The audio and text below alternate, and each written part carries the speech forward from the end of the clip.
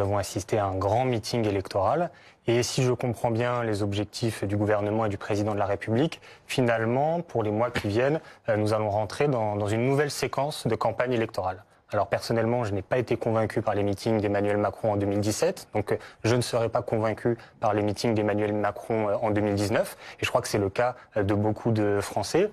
Et donc tout ça, finalement, nous conforte dans l'idée que ce grand débat, c'est une arnaque, c'est une tactique politique pour essayer d'étouffer le mouvement des Gilets jaunes. À la fois sur le fond, puisqu'on comprend bien que on va peut-être pouvoir parler, alors à préciser comment et sous quelle forme, mais en tout cas on ne pourra pas décider, puisque Emmanuel Macron l'a dit, ses ministres l'ont dit, le président l'a même surtout écrit dans sa lettre aux Français, c'est lui qui, en bon monarque républicain, va décider à la fin ce qui sera retenu et ce qui ne sera pas retenu. Donc sur le fond, il n'y a pas d'avancée de la souveraineté. Puis sous la forme, je reviens sur cette idée de meeting, je crois que finalement, grâce à cette stratégie, Emmanuel Macron va reprendre le devant de la scène, la parole du président de la République va revenir et on va à nouveau entendre le président nous expliquer à quel point il a raison, à quel point sa politique est bonne, à quel point nous, les Gilets jaunes, nous n'avons rien compris avec tout ça. Et moi, je pense que le résultat, à court terme, ça va être même d'augmenter l'exaspération dans le pays. 7 heures d'Emmanuel Macron qui défend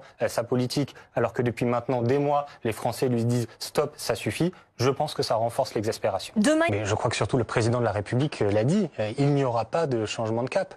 Et là, finalement, la discussion que nous avons autour de ce plateau, je trouve, montre très bien l'objectif de ce grand débat. C'est qu'on discute du coup d'autres sujets, alors plus techniques, je ne sais pas, mais en tout cas d'autres sujets qui sont éloignés des revendications populaires. Et tout le temps qu'on va passer à analyser cette communication présidentielle, c'est un temps qu'on ne passera pas à parler des revendications qui sont portées par les Gilets jaunes, mais qui sont soutenues par l'écrasante majorité des Français. Parce que on peut discuter de la forme pendant très longtemps, mais il y a quand même 2 ou 3 sujets qui sont centraux dans ce grand débat. La question, c'est par exemple le rétablissement de l'ISF. C'est une mesure qui est portée par les Gilets jaunes, soutenue par la quasi-totalité des Français. Finalement, les seuls qui dans ce pays veulent encore maintenir cette suppression, c'est les députés La République En Marche. Bon, ce sujet évidemment va arriver dans le débat. La question, c'est de savoir, dans 1 mois, 2 mois, quand ce débat va se conclure, est-ce que le président de la République va rétablir l'ISF ? Voilà, on peut reposer la même question pour l'augmentation des salaires, la même question pour le référendum d'initiative citoyenne. C'est de ces sujets-là dont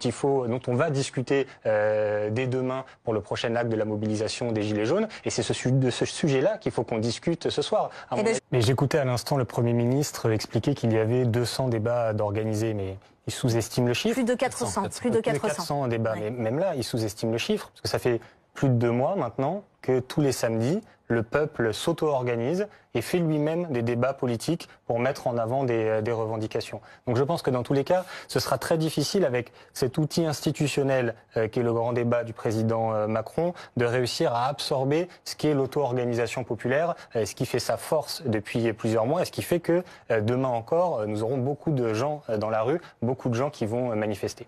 Mais je crois surtout que avec cette discussion, on est en train véritablement de sous-estimer la situation politique dans laquelle est le pays.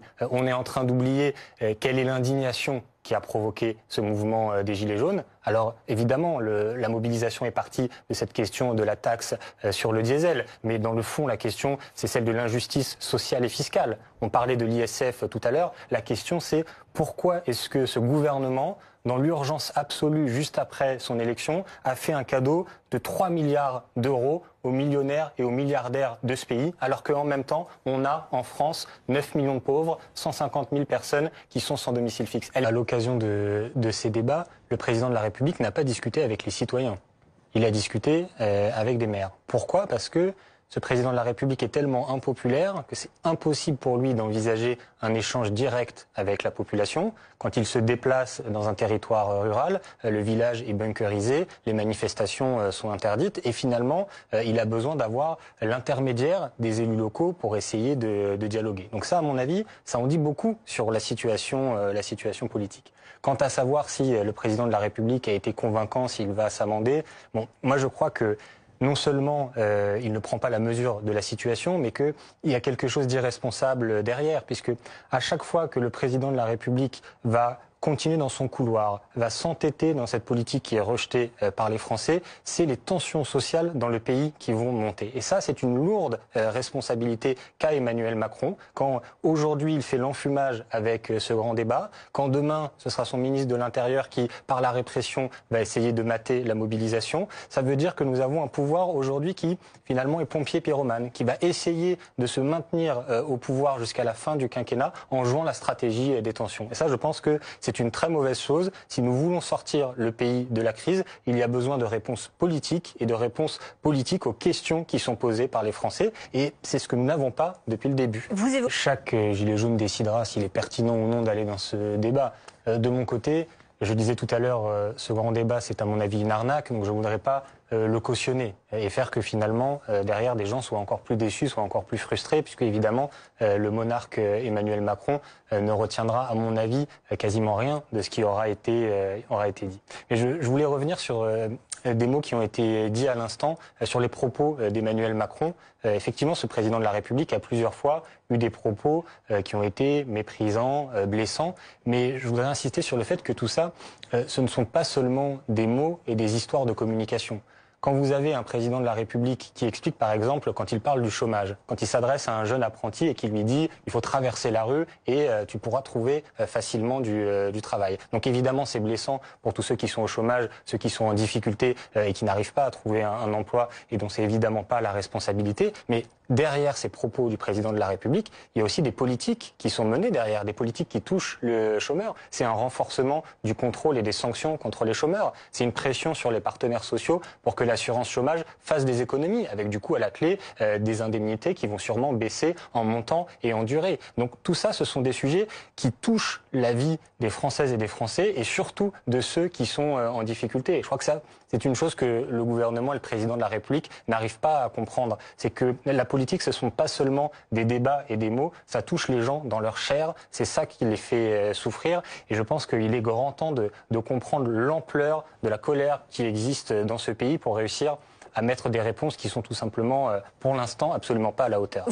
La chape de plomb qui existait sur la question des violences policières est en train tout doucement de se lever. Parce que, monsieur le député, vous parliez de violence, mais le vrai bilan de la violence depuis le début de ce mouvement, c'est, selon vos confrères de Libération, qui ont fait une enquête plutôt indépendante, 3000 blessés, 94 blessés graves, donc des gilets jaunes qui ont perdu un œil suite à un tir de flashball, des gilets jaunes qui ont été mutilés parce que leur main a été arrachée par une grenade explosive. C'est ça aussi le bilan de cette mobilisation, le bilan de la violence qui s'est exercée contre les gilets jaunes et surtout, malheureusement, le bilan de la politique de maintien de l'ordre de ce gouvernement. Et quand j'entends aujourd'hui encore le ministre de l'Intérieur devant les forces de l'ordre nier absolument cette question des violences policières, alors que, excusez-moi, il suffit de passer 3 minutes sur les réseaux sociaux, sur Facebook et sur Twitter pour avoir les images, les films sous tous les angles où on voit ces abus. Et encore dernièrement,